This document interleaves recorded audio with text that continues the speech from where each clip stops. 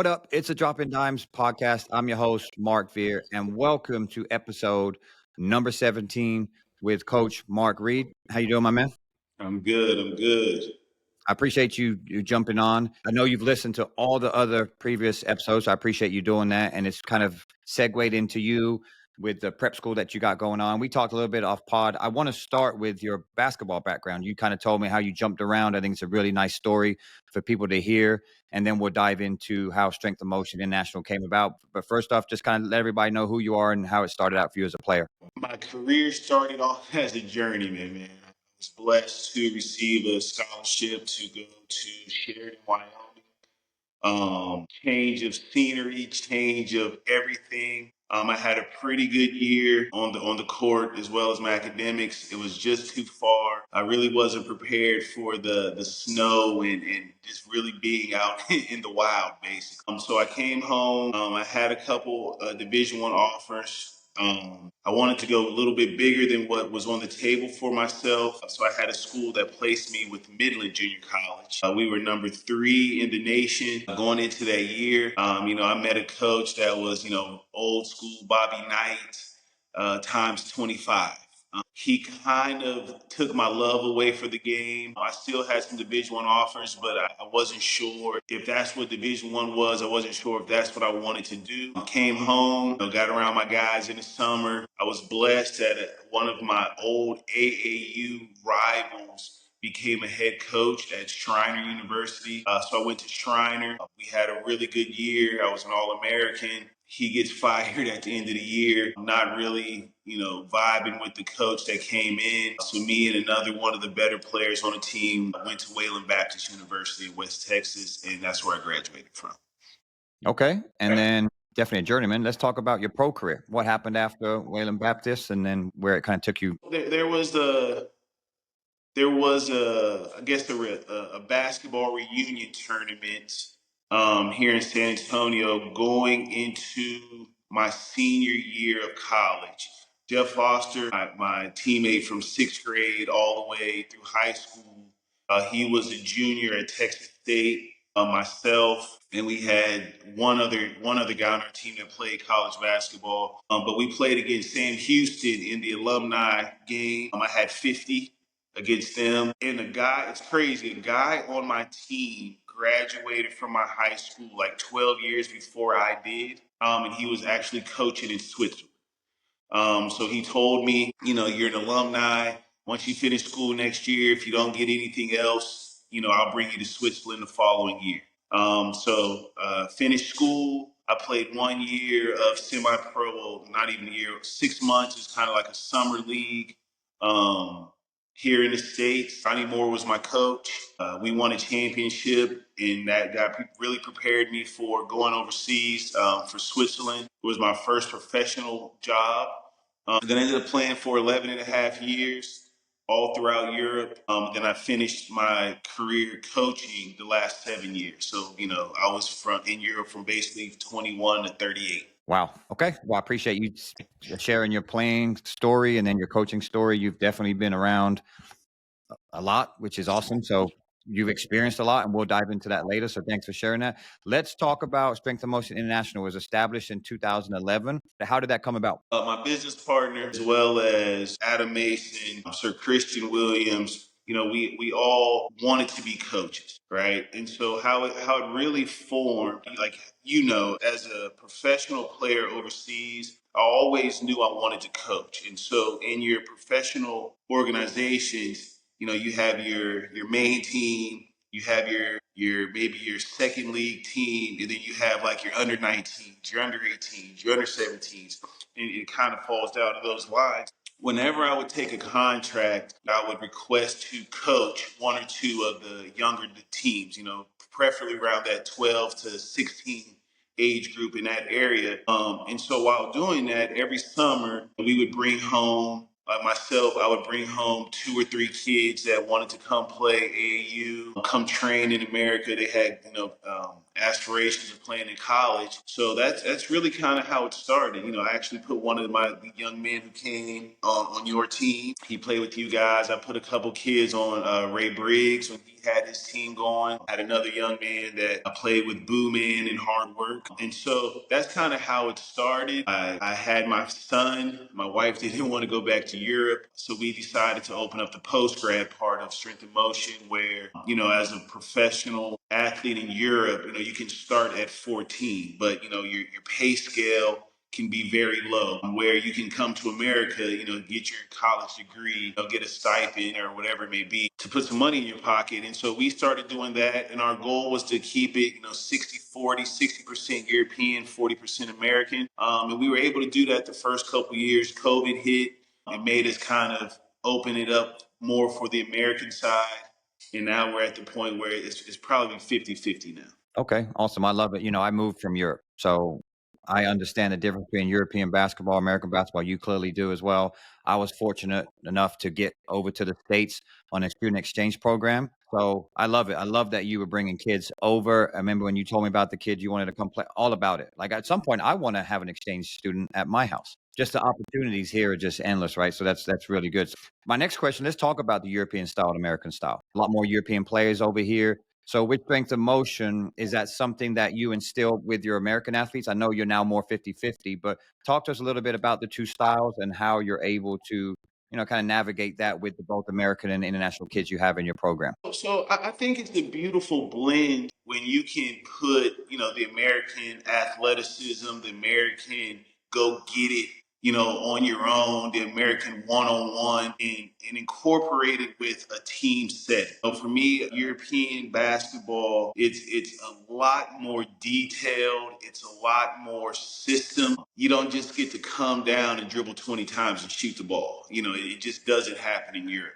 There's always a pick and roll. There's always some type of weak side action, strong side action. There's always something that's keeping the defense on its toes, making the defense make decisions where, in America, a kid will come down and one person will touch the ball and dribble it. And there's a lot of success with it, but it just doesn't translate to a lot of places. And so for me, I think college basketball is really more geared towards the Europe style of play than it is towards the NBA. In my opinion, it's just the European guys are learning a lot of things that the Americans aren't at a younger. They play on a shot clock starting at 10 years old.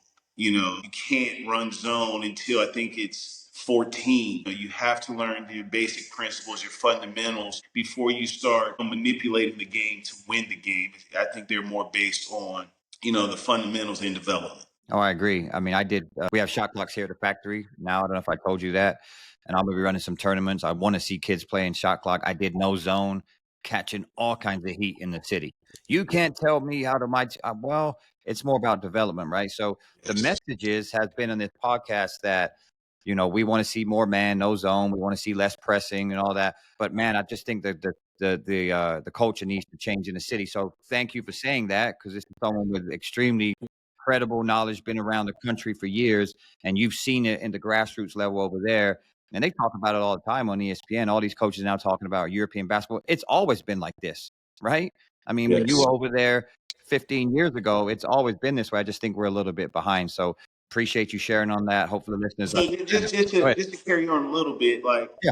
a lot of the older coaches were taking tours and giving clinics and teaching. The I'm not going to say lack of athleticism because there's definitely athletes, but just in America, we had the one movement, and then also the NBA. It just kind of takes away from the fundamentals. We're still the best basketball players in the world as a whole. We have the most people, but definitely, I think we've gotten away from the foundation of the game. Oh, 100% agree. Yeah, absolutely. So my next question for you, I've asked every guest this, and you can talk from any level, and I apologize, it's a little loaded, but where do you feel San Antonio basketball is today? So for me, when I played AAU, I hate bringing up BC, you know what I mean? But there was only 4 tournaments a summer, and they were qualifying tournaments to go to a national tournament. So you had to really be one of the best teams in Texas to represent Texas.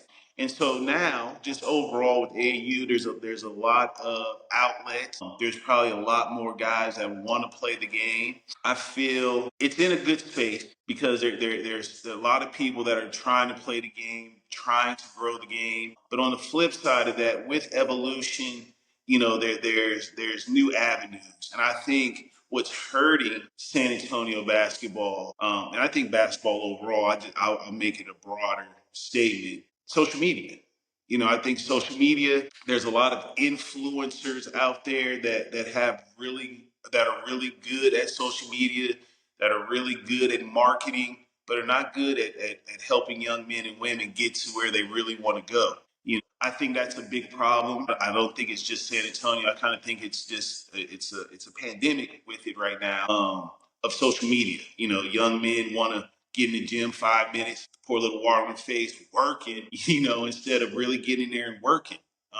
And so I think it's in a good place as far as the growth. I think that's beautiful. But on the other side of it, I think there's too many voices. I think parents aren't doing enough research to really put their child in a situation to really achieve, long-term goals. Winning a trophy at 6 years old, 7 years old really means nothing in the world. Yep. Great answer. Appreciate that. So my next question for you is, I know your prep school is boys, correct? And I'll have a question Yes. later about the girls. So we asked this on a few other podcasts. We only have one Division I player from the 2025 class, Kingston Flemings, right? I feel that's possibly an issue, and I have my feelings on why I feel it is. But why? The question is, why do you think we only have one coming out this year? And should San Antonio be producing more Division I athletes or just college athletes in general? Great question. Great question. So I feel if you really want to play basketball, you're not outside shooting and going to all these trainings and traveling every weekend, to play anything less than Division 1.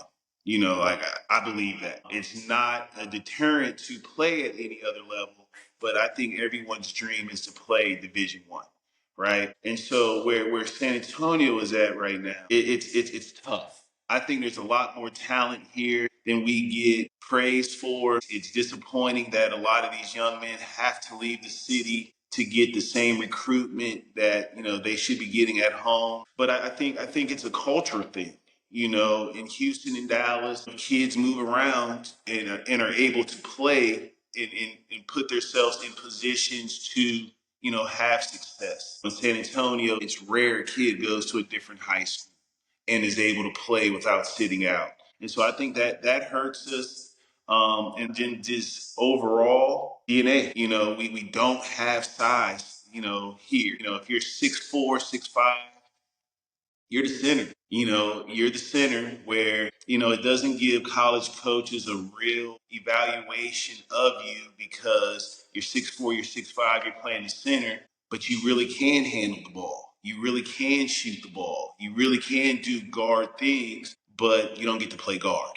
And so I think that really hurts us as well. And my last thing with that, man, I think the word elite is used too freely now. And like one of my biggest things is for me as having to recruit for a post grad. When you see the word elite, it puts expectations. And so we'll have a team from San Antonio, blah blah blah, elite, and they'll go to a Dallas tournament or a Gasso or a national and lose by 50, lose by 50, 60 points. Where if I'm a college coach and this is elite for San Antonio age group, I don't need to go to San Antonio. And I think that's putting a little dark cloud over us as well. But I think we have a lot of talent here. With me and the post grad being able to travel and see different guards. I think our guards could play with anyone, but you have to learn how to play with the big men. If you don't have a real big man, it's a tougher transition than a lot of the cities that have size. Yep, I agree. Great answer. I appreciate you touching that. Sorry, I didn't put that on our outline, but I thought I'd throw it at you. And that's a No. great job answering. And again, a lot of credibility, like coming from you, that holds a lot of weight. You've seen a ton of basketball, and I think those are really good answers for people to listen to. All right, so let's talk about strength of motion. For the listeners, a lot of people have hit me up about this because they don't know what it is. So for parents or players that may be interested in like, okay, I don't have any offers. What do I need to do? So kind of talk to everybody. What is a prep school? So we are a post grad. So a prep school is a preparatory school that is supposed to prepare you for the next level. When you say the prep word, it could be academics. You're taking advanced courses. You're getting dual credit. But for the basketball world, for us as a post grad, once you graduate, the NCAA gives you 365 days to do whatever before your athletic clock starts, right? And so in the post grad world, we are able to play against junior colleges, Division One, Division Two, Division Three junior colleges. We're able to play against NAIAs, their main teams as well as their JVs in any NCAA. And so what that does, it gives us the opportunity to one playing against the junior colleges. We being in Texas, having one of the toughest junior college leagues in America. We will play 10 top 25 teams, right? And so now it's a real evaluation. There's five kids that came from a D1. There's seven kids that are supposed to be going D1. Now you get the matchup. Now we get to see you if you're an undersized guard. Can you still get past that 6'4" point guard? Can you guard the 6'4" point guard? You're 6'6", you were a center in high school. Now we have to move you to a three. Now you're playing against a 6'6" three-man that's been a three-man his whole career. How do you match up against that? So, what we're able to do is on the basketball side of things is give these young men an opportunity to get a real evaluation, where you have a good game against one of the junior colleges, you may get an offer that night.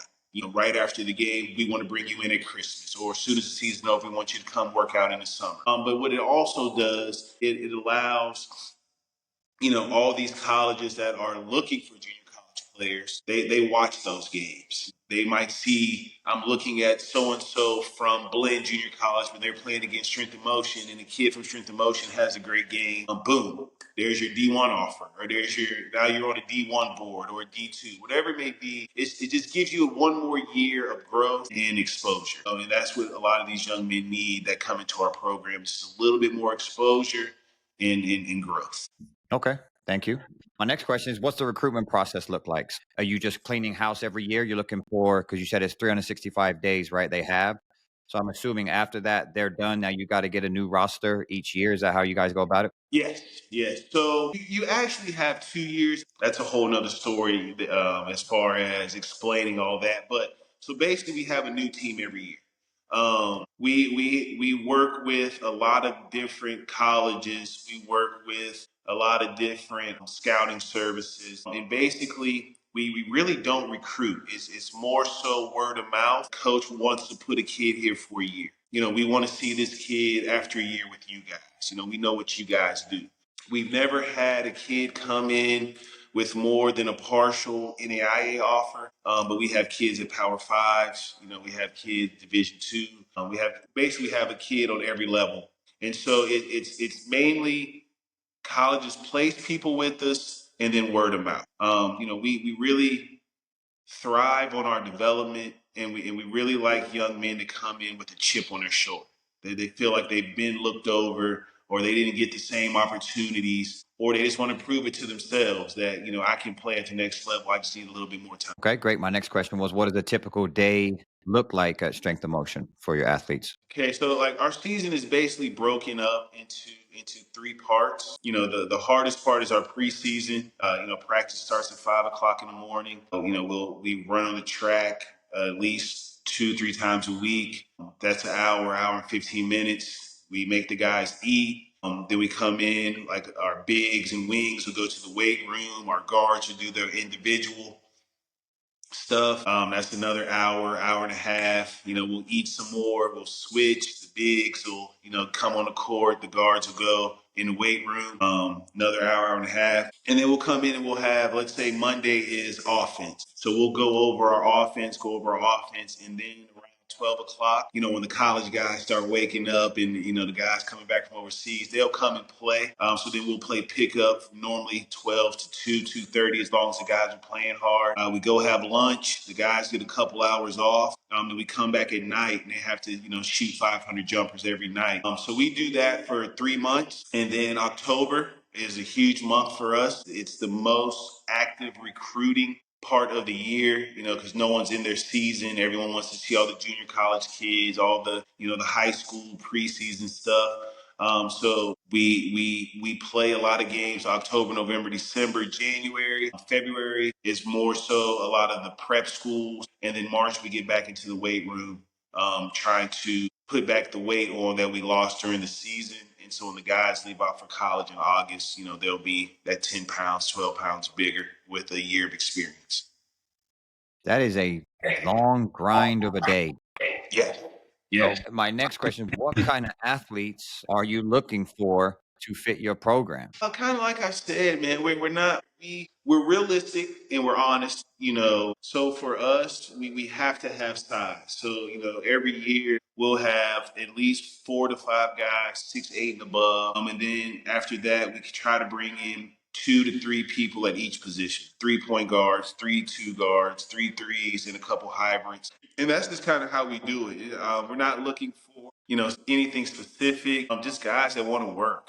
We work. You heard our day. There's no exaggeration about that day. It is what it is. We're really playing catch up. And so no time can be wasted. We have 10 months to get these young men where they want to be. So it's a lot of breaking old habits, creating new habits. And polishing up some things that they're really good at. And really working on their weaknesses. Yeah, I love it. Let's talk about you as a coach. And your coaching staff. So I've had a lot of coaches on here I've known a long time, and a lot of coaches have changed their styles. And typically, most of them based on the way kids are today, maybe parents as well, right? So you mentioned that you had a crazy coach growing up, and I had a similar coach back in England. I wanted to quit basketball because he was from Nigeria, crazy. I look back at it now, I'm like, okay, he kind of molded me, helped me a lot, but back then I didn't want anything to deal with it, right? I made sure I didn't want to coach that way. Yeah. Right. So some people coach a little different, like the way they've been coached, that's how they want to coach, or they put their own style in it. So just talk to everybody about how you started out as a coach. You were young when you coached, and now you've been doing this a long time. How have you changed? Have you changed, or just your journey as a coach? So with the post grad, it's totally different from coaching. And I'm going to say it like this: when I was a professional coach, fiery, fiery on your ass, never took my foot off your neck, but we had to win.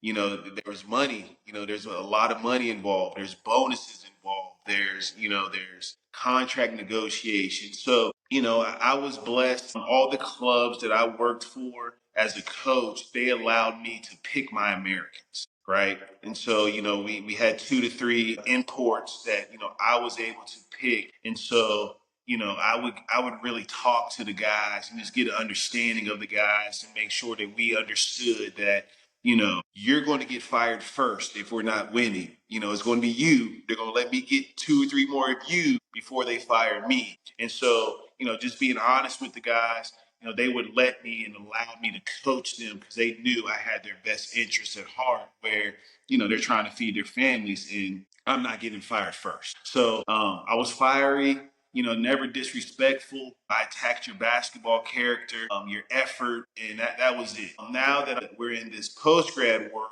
fiery in a different way. It's strictly development. We in Europe, I was probably around 80% winning percentage. Like I really didn't lose while I was coaching in Europe. And now I'm probably 30% winning with this post grad. Like we're really good against our level, other preps. But when we play these JUCOs, it's a different level. And so it's really about development, development, development. We'll get on them about effort. We'll coach them, but we're not manipulating the game to win games. We don't run zone. You have to guard your man, guard. You have to bust over screens. There are times we switch in certain scenarios, but we make it as college-like as possible. So, a college coach, if he likes a kid, Mark, let me see film. All right, coach, well, here's his highlight. On a bad day, you're going to see this, this, this. On a good day, he might add a couple more things, but he knows how to guard. He knows how to talk. He knows how to be a leader. Those things that are important to help these young men move on to the next level is more our focus than the wins and losses. Yeah, good answer. I appreciate you touching on basically based on where you were in your career or who you were coaching. And I Well, it think definitely makes a difference. right. We've talked a lot on other podcasts about, the grassroots coach being the most important coach. But man, there's some grassroots coaches out there that all they want to do is win. Right. And you just said it on a post grad. You're trying to get these guys in college. You're not winning a ton of games and you're okay with that. Of course, you want to win, but your main focus is development, putting them in the right roles to be able to get seen from coaches. Man, if even some grassroots coaches can just hear that from your level is way different than just from a 12-year-old kid worrying about winning or even younger than that.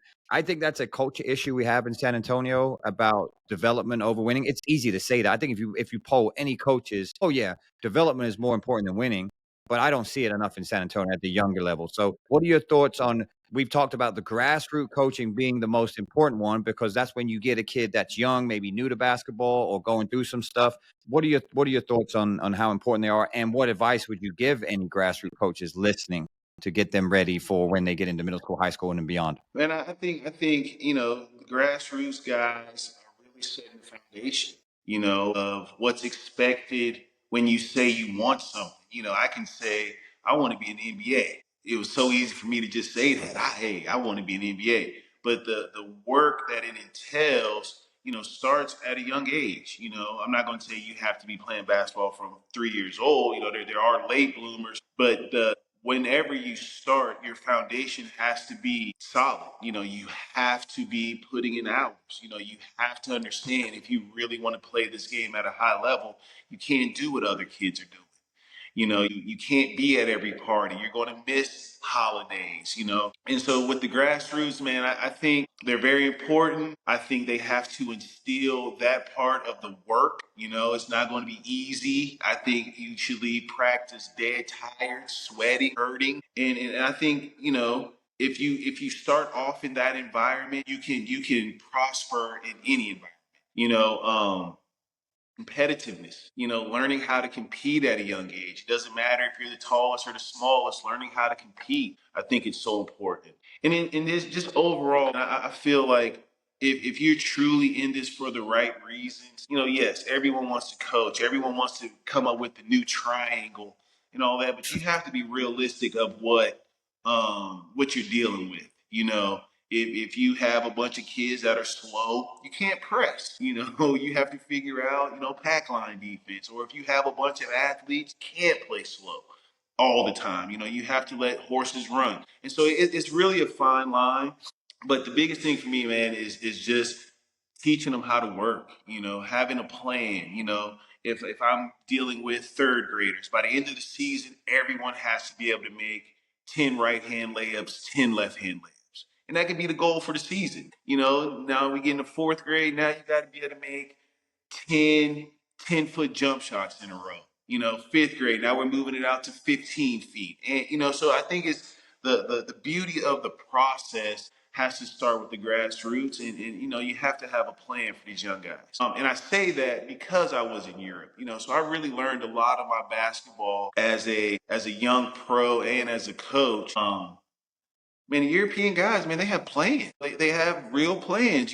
This coach is good at this, so he's going to be with the first graders. He's going to teach them the ball handling. We're not worried about anything else except the ball handling. Second grade, we're going to be worried about these layups. And it progresses. You have some guys that'll leapfrog others, but at the end of the day, when they're 15, 16, everyone can pass, dribble, shoot, no matter what size. And you're kind of seeing that in America where European big men is taking over the NBA. But they had a plan with those young guys. Yeah, great answer. I love the plan. I think any grassroots coach listening, if you asked them if they had a plan, I don't think they could answer that correctly. And a simple plan too, right? I mean, what you just said wasn't something crazy that our plan is to go do this, just, steps to this stuff. And it takes time. I think a lot of the grassroots coaches want success early and so do players. I don't think they understand it. Yeah, really good stuff. I love that. All right, so here's the hot topic, man. This is what when I put the Q&A out there, I probably got 99% was this question. So this new JUCO rule, right? I don't know anything about this stuff, so I'm excited to hear from you and get educated on it. So my understanding is, I think there's an injunction. I don't know, but the JUCO athlete they play for 2 years, and when they come out, they would have 2 years eligibility. Now they're trying to get something passed where they would have an additional 4 years after they come out of JUCO. So two parts to this. One, educate me about the rule if I was close or I'm off. So help people out about that. And then the next thing, how does that affect possibly your organization or even high school kids? Okay, so the rule, the court case was the quarterback from Vanderbilt. So he was suing the NCAA because he is going to miss out on millions of dollars NIL because his college career is over. So what he did is he said, while I was in JUCO, I played against prep schools and they didn't lose any eligibility. So the NCAA granted everyone that is a senior this year only. So as of now, it's this year only. Um, one additional year. So if you play 2 years JUCO, 1 year JUCO, if you went NAIA to Division One or UCCSA or any other league besides NCAA, if you're a college senior this year and you ran out of eligibility, they're giving you one more year, right? So if this rule goes into place for everyone, which I'm sure it'll be a lawsuit this summer, there's a lot of gray area. There's a lot of gray area in that with, if I'm a college, I would never take, if I'm a Division One school, I would never take a high school kid again, unless you're a McDonald's All-American. I'm just going to say UTSA as an example. If I'm UTSA, I'm sending $25,000 to Temple. I'm sending $25,000 to Coastal Bend. I'm telling both of them, I'm sending 5 players that we want to look at to you, 5 players to you. I want you running these certain plays. I want you running this style of defense. And then I'm going to come get the ones who develop the fastest. In 1 year, I'm going to come get 2 more, 3 more. The next year, where they're coming in, they've played either 30 or 60 games running our style of offense, our defense, and I still have them for 4 years, right? Kills high school kids. It really kills high school kids. And so, a lot of the borderline kids that possibly were going to have those JUCO options, it's going to be even harder now, because junior colleges previously weren't going after a top 200 kid that had his grades. It wouldn't make sense. But now, if you can come here for 2 years and some of these JUCOs have good backing where they might be able to give you, 5,000, 10,000 for the year at a junior college where, you make 20,000 in junior college and then you really develop and you go, play 4 years wherever, and make $1 million. It's changing a lot of things, which I think is awesome for the athlete that are able to do it. But for high school kids, it's already tough. It's going to be a lot tougher if this rule does go. Yeah, so let's talk. It's already tough for San Antonio kids. We just touched 2025 class has one. I think that the next class behind them is going to have a little bit more. It's got a little more depth there. So, what advice would you give those kids, maybe juniors, sophomores coming up? Let's say it does pass. What advice would you give them? Do they need to probably maybe not be looking at Division One and maybe looking at a different route? What do you think? Just get as good as you can. You have one chance to be great. That's really our slogan. One chance to be great, man. You have to, really put in the effort. You really have to live in the weight room. I think that's a big part of San Antonio's problem, the physicality. You really have to be lifting weights as in ninth grade. All 4 years of high school. Because now the average is before this rule passed, the average age of a college basketball athlete is almost 22 years old. So that already says there's no 18-year-old freshman. There's 20-year-old freshmen. And so you have to elevate yourself as much as possible, and then you have to find a way to stay relevant. Um, I feel post grads. A lot of people are saying, well, with this new rule, why would I go to post grad? With this new rule, there's not more scholarships available. it just made it harder to get the kind of the lower hanging fruit. It just raised it up a little bit higher now. And so, you might want to, if you're not getting the opportunities you want or the exposure you need, I would look into post grad. It's going to be the only way to continue to play and stay relevant.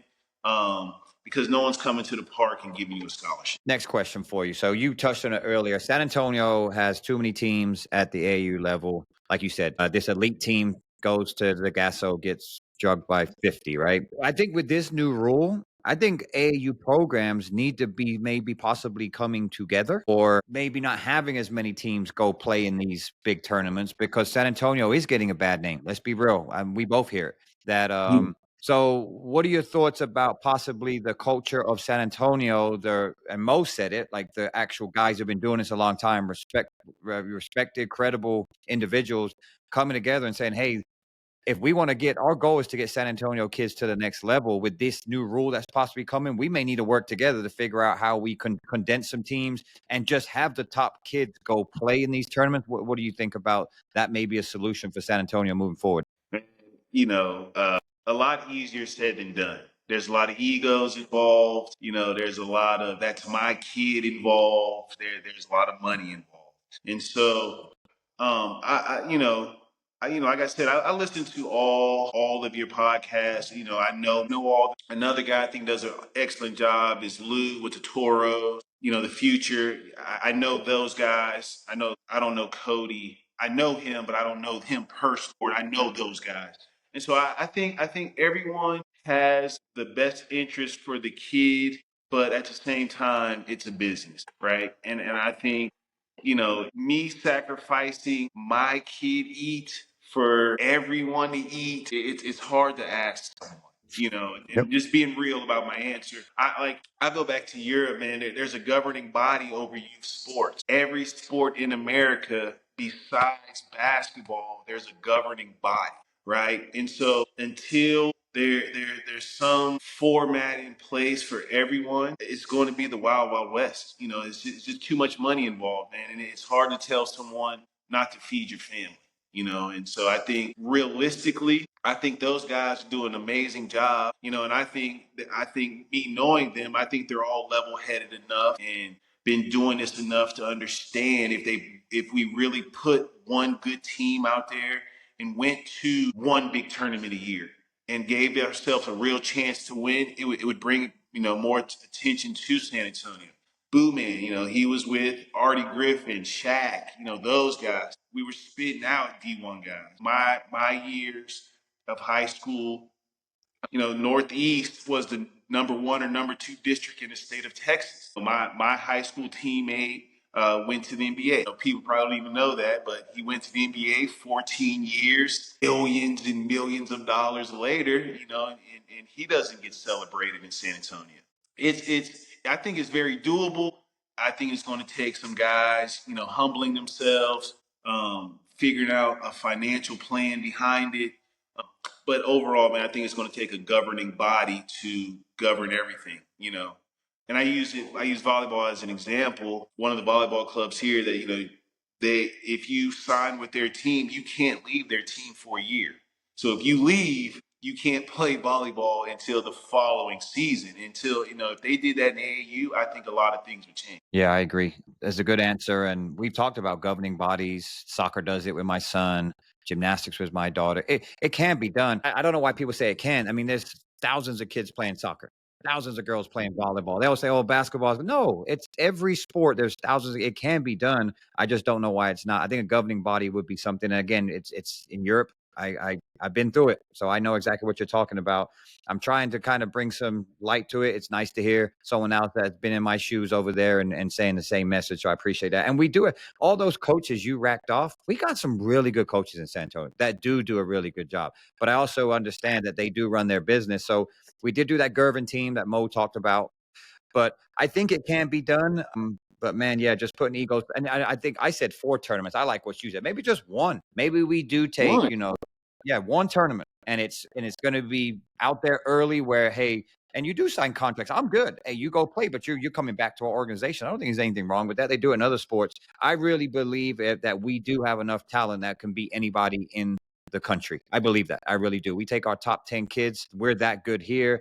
I just think the culture and what people think about San Antonio, that they don't believe that. I mean, Brennan's out there doing their thing, right? Brennan's ranked number 5 in the country. So we do have talent. So yeah, we'll just see what kind of happens. I think this rule, a lot of people think it's gonna hurt. I think it may help San Antonio, man. I mean, it may have some voices and some credible people come together and say, "Hey, this rule is hurting San Antonio. What's next for our city?" If people truly care, and Boo Man said it on the very first podcast, right? We've lost community in San Antonio. Maybe this new hot topic may bring us together. I don't know. What do you think? I definitely think it can. And like I said, I watched all the other shows, man. And with community, I think San Antonio, it's hard to keep like the community setting the way it was when myself, Boo Man, played, because it's always been a military city for sure, but now it's really become a retirement city. All the military guys that were here for basic training and stuff, man, they fell in love with San Antonio. We have the influx of the California people with everything happening in Austin, Toyota. So the basketball community in San Antonio, they don't know the history. The districts have been realigned. Some of the bigger schools have dropped down to 4A, 5A. So I think that plays a big role in why the games aren't packed. Like I hate saying when I was in high school, I can't remember playing a district game where it was Blossom, wasn't at least one side was completely packed. But like now you can go to the game and there's 25 people.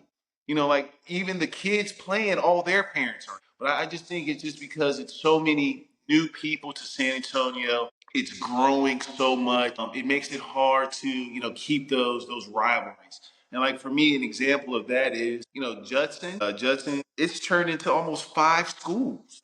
Yep. So imagine everyone got up to play Judson. Y'all are over there cheating. Y'all got a gray campus, a red campus, and y'all have the best of the best. So everyone wanted to play Judson. Everyone wanted to play East Central. Everyone wanted to play against G. Gervin. Everyone wanted to play against certain players where, those games were exciting. But now, we have a kid that'll move in as a junior and he's a really good player, but no one knows him. So no one goes and supports that. And so I think there's a lot of the older guys, the people that have been around, I think they go out and support, with the influx, how fast San Antonio's growing, like we have to figure out a way to build new rivalries, and just have some more stability as far as networking basketball a little better, just overall. There Yeah, was there was a Division 2 tournament here. Did you hear about it? I did. Yeah. Okay, Well, so I did it. no, I didn't hear about it. I saw it because someone asked why I wasn't refereeing the game. I'm, what are you talking about? And then I just saw a video at Northside. But I knew about it after it happened. I didn't know about it prior. Exactly. And only reason why I ended up finding out about it is because one of the coaches is recruiting one of our guys. He was like, Mark, we're playing in San Antonio. Like, are you playing St. Mary's? No, it was like 5 of the top 10 Division 2 schools in the country played in San Antonio. No advertising, no, so it makes that, I think that's a big part of, why we're not thriving. Everyone wants to be Division 1, but you got to see Division 1 to really assess that. Okay, ooh, so this is what Division 1 point guard looks like, or I can really shoot the ball. This is what a Division 1 shooter looks like. When he's open, he doesn't miss. And so it's just seeing the game, man. The promotion of the game. We don't do a good job of it. I appreciate your answer because that's a different answer we've got. Well, it's on the parents and they don't get their kids out there. I agree with that. That's a really good take to say like people don't understand the history and how much it's growing. And I don't think the city does a great job of advertising as well. So yeah, I think it's just the culture. It's everybody involved, right? That's a really good side to take. So I appreciate you saying that. All right, let's end on some Q&A. So the first one, we kind of answered it, but I'll say it. Someone asked what type of player should consider a prep school or post grad. Just a young man that wants to continue on his career, that's willing to make the sacrifices and put in the work. and be realistic. You have to be realistic with yourself and have truth tellers in your village. There's a lot of guys that are really good salesmen, but you need truth tellers. Sometimes it's going to hurt your feelings, but at the end of it, if you don't get a scholarship, someone's been telling you you're a pro your whole life and you don't even get a college scholarship, you've been lied to. Yep. Next one, thoughts on running a strength and motion girls program. Man, that is really our next move. We really want to get into the girls side. We're kind of dragging our feet. Coaching girls, I think you have to have a unique skill set. You really have to know the game. I'm not saying it's different, but it's different. And us putting ourselves in a situation with girls, it opens you up to a lot of different things. And so that's what's next on our plate is definitely we want to have a girls team. There's a need for it. When we go play these JUCOs, they want a girls team to come with us so they can have double headers. So we're definitely looking into it. Awesome. All right. Let me know when you get that going. I'm a big supporter of the women's game. As you know, I work women's college, and we've always said the women's space in San Antonio is a little better than the boys. That's always up, but we seem to be doing a really good job on that side. All right. Let's end on some quick hitters. All right. First one, NBA or college? College. Everyone says that. Yeah. All right. These are going to be one-on-one until the NBA playoff. Yeah. And the NBA Cup's been pretty cool too. Hey, there was some good games on Christmas Day. I don't watch a lot of NBA, but there was some good games on Christmas. I was actually okay. But it's disappointing that it takes special events for them to play that. I know. Hey man, entertainment. It's about money now, All right, one-on-one matchups. All right. T-Mac or Kobe? Kobe. AI or Kyrie? That's a good one. I know. I'm gonna go with Kyrie. Okay. Tim Duncan or Kevin Garnett? Tim. Easy. Okay. All right. Last one, movies. All right. So Hoosiers or Hoop Dreams? Man, I'm a fan of the underdog, man. Hoosiers was one of my all-time favorite movies. I consider Hoop Dream more of a documentary. Okay. It was inspiring as well, but I gotta go. All right, man. Well, I appreciate that. Hey, man, thanks for coming on. This has been a really, really good podcast. It's been different, which is what I like. And then also just hearing your background, everything you've done and what you continue to do for the city. I'm excited to kind of see what keeps going on. I know you guys are evolving every year. I'm excited to see what happens this year with your guys. And then also very excited about your girls program possibly coming. Again, thanks for taking the time, man. We'll be talking soon. All right, take care. Thanks for having me. Thank you for listening to the Dropping Dimes podcast. Make sure to go follow us on IG at Dropping Dimes Pod. Remember, each Friday we'll be dropping a new episode, so hit the follow and bell notification buttons to never miss any content. Let's get better together. We out.